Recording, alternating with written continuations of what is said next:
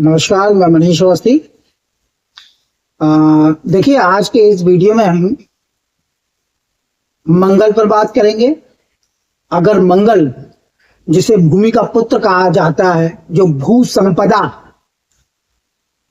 साहस, दुस्साहस और पराक्रम बल का कारक ग्रह है, अगर आपकी जन्म कुंडली में यानी आपकी बर्थ चार्ट में अगर अष्टम भाव में बैठा हुआ है तो किस प्रकार के रिजल्ट्स आपको आपके जीवन में प्राप्त होंगे, किस प्रकार से अष्टमस्थ मंगल आपको प्रभावित करेगा, इन सभी बातों पर इस वीडियो में विस्तार से चर्चा होगी। देखिए, आप सभी जानते हैं कि यह लग्न है। सभी जन्म पत्रिका में इसको लग्न की संज्ञा दी गई है। यहीं से जन्म पत्रिका का प्रारंभ होता है। जीवन का प्रारंभ इस भाव से होता है। इसमें कोई भी नंबर पड़ा होगा और उस नंबर की जो राशि होगी वही आपका लग्न होगा। इस भाव से 1 2 3 4 5 6 7 8 यह अष्टम भाव होता है।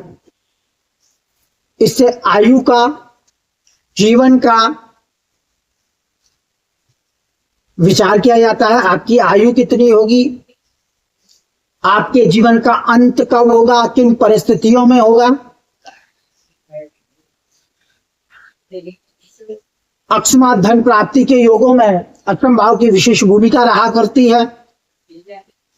अपमान, अपयश, कलंक, दुर्घटना, भयंकर रोग, बंधन योग यानी कारावास योग, व्यक्ति का दीर्घायु होना या अल्पायु होना, वह अष्टम भाव और अष्टमेश की स्थिति पर निर्भर करता है। अगर मंगल आपकी जन्म कुंडली में 8th हाउस में है तो सामान्य नियमों के हिसाब से आप मांगलिक होंगे, क्योंकि लग्न, चतुर्थ, सप्तम, अष्टम और द्वादश भाव में आया मंगल मांगलिक दोष देता है, मांगलिक योग देता है और यह कहीं ना कहीं आपके दाम्पत्य जीवन को प्रभावित करेगा। अगर मांगलिक योग जन्म पत्रिका में है, यानी अष्टम भाव में मंगल है और उसके साथ सप्तम भाव, ये 7th हाउस पाप ग्रहों से पीड़ित है, यानी शनि, राहु और केतु के द्वारा यह पीड़ित हुआ है। सप्तमेश की स्थिति भी अच्छी नहीं है और इस स्त्री की कुंडली में बृहस्पति की स्थिति अच्छी नहीं है और पुरुष की जन्म पत्रिका है तो कारक ग्रह शुक्र की स्थिति अच्छी नहीं है। तो निश्चित रूप से ऐसे जातकों को अपने वैवाहिक जीवन में, अपने दाम्पत्य जीवन में बहुत संघर्ष, मुकदमा, तलाक, वियोग और विग्रह, लड़ाई झगड़े और तमाम तरह के अशुभ फलों को भोगना पड़ता है और जीवन साथी की आयु भी कम हो जाती है। स्त्री को वैधव्य और पुरुष को विदुर योग होता है अगर अष्टम भाव में मंगल हो। अगर मंगल अच्छी स्थिति में है, यानी स्वामित्र और उच्चादि राशि का होकर बैठा है, मेष, वृश्चिक और मकर राशि का है, तो निश्चित रूप से व्यक्ति दीर्घजीवी होगा, दुस्साहसी होगा और जीवन में बहुत उपलब्धियों को हासिल करेगा। उसका पराक्रम बढ़ा चढ़ा होगा, क्योंकि अष्टमस्थ मंगल की सप्तम दृष्टि पराक्रम भाव पर होगी। तो अष्टम भाव में शुभ स्थिति में आया मंगल निश्चित रूप से आपको अच्छे फल प्रदान करेगा, भयभीत होने की आवश्यकता नहीं। लेकिन अगर मंगल अष्टम भाव में निर्बल है, नीच राशि का, कर्क राशि का है और तुला राशि का है, क्योंकि तुला राशि में हीन बली होता है, डेट्रीमेंटल साइन होता है तुला राशि मंगल का, और पाप ग्रह के साथ दृष्टि युति करके बैठा है, तो निश्चित रूप से ये बहुत अशुभ योग होता है। व्यक्ति को दुर्घटना का योग होता है। शनि और मंगल की युति अष्टम भाव में हो तो आयु की कमी होती है। अकेला मंगल भी अगर अशुभ प्रभाव में है, पाप ग्रहों के साथ दृष्टि युति संबंध में बैठा है, तो दुर्घटना के द्वारा जीवन अंत की संभावना व्यक्त करता है। तमाम तरह के अनेक रोग उत्पन्न हो जाते हैं, बवासीर, पाइल्स, फिस्टुला, जननांगों की बीमारी, आदि मंगल दिया करता है। अगर अग्नि तत्व राशि का मंगल है और अशुभ प्रभाव में है, यानी मेष, सिंह और धनु राशि का मंगल अष्टम भाव में आया है, तो आग्नेयास्त्र से, यानी कि किसी अस्त्र के द्वारा जीवन के अंत की संभावना होती है। जल राशि का मंगल अष्टम भाव में हो, कर्क, वृश्चिक और मीन का मंगल हो, तो जल में डूबने से जीवन के अंत की संभावना होती है। अगर वायु तत्व राशि का मंगल हो, यानी मिथुन, तुला, कुंभ का मंगल हो, तो मस्तिष्क संबंधी रोगों की उत्पत्ति हो जाती है, व्यक्ति मानसिक रोगी हो जाता है, मानसिक संबंधी रोग होते हैं। अगर अष्टम भाव में मंगल खराब स्थिति में है तो दिक्कत देगा इन सभी मार्गों में। लेकिन अकेला मंगल हो तो अल्पायु नहीं करता है, लेकिन शनि, सूर्य या चंद्रमा के साथ अशुभ प्रभाव में आया हो तो आयु क्षीण करता है, आयु की कमी कर देता है। मंगल अगर कोई बीमारी देता है तो अल्प अवधि की बीमारी देता है, इस बात का विशेष ध्यान रखिए, यानी छोटी अवधि की बीमारी, और उसके बाद शल्य चिकित्सा के माध्यम से व्यक्ति को शीघ्र आराम हो जाता है। लेकिन अगर शनि अष्टम भाव को पीड़ित करे, अष्टमेश को पीड़ित करे, तो दीर्घ अवधि के रोग होते हैं, दीर्घकालिक कष्टकारक रोग देता है शनि। अगर अष्टम भाव में मंगल का संबंध शनि से है तो बीमारियां लंबे समय तक चलती।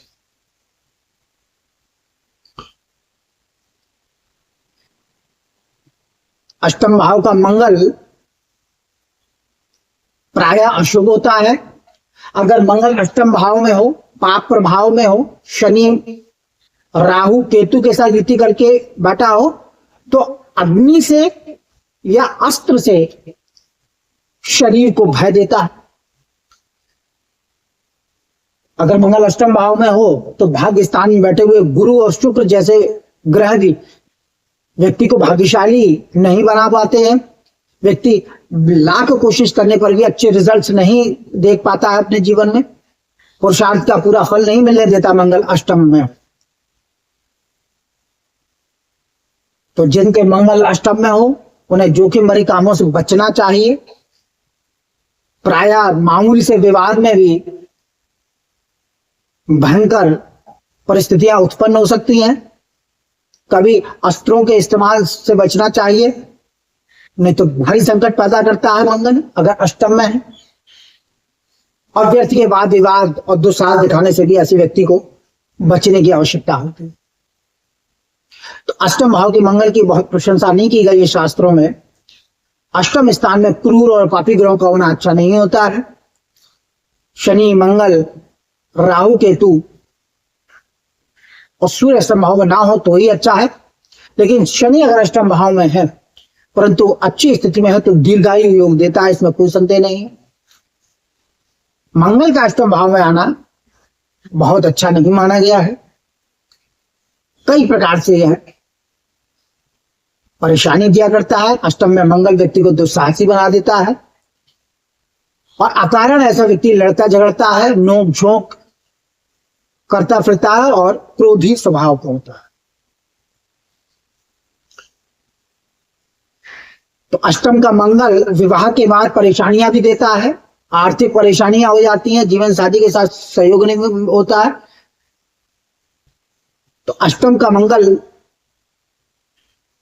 कई मार्गों से पीड़ा देने वाला होता है।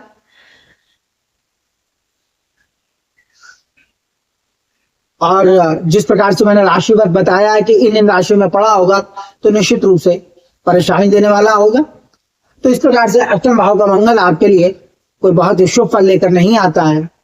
अगर अष्टम में मंगल हो तो इसकी निवृत्ति करनी चाहिए, मंगल के दान करने चाहिए, हनुमान जी की पूजा और उपासना करनी चाहिए, हनुमान जी का चोला चढ़ाना चाहिए, मंगलवार का व्रत करना चाहिए, हनुमान चालीसा वज्र बाण का नित्य पाठ करने से मंगल का दोष समाप्त होता है। सुंदर कांड का पाठ करना चाहिए क्योंकि अष्टम का मंगल जीवन के लिए घातक है, दाम्पत्य जीवन के लिए घातक है। विदुर और विधवा योग की रचना होती है अगर मंगल अष्टम में है। जैसा मैंने बताया कि सप्तम भाव और सप्तमेश कारक शुक्र और गुरु, साथ में द्वितीय भाव और द्वितीयेश अगर पाप प्रभाव में आ जाए तो निश्चित रूप से यह मंगल के द्वारा बना मांगलिक दोष आपके दाम्पत्य जीवन को तहस नहस कर देगा।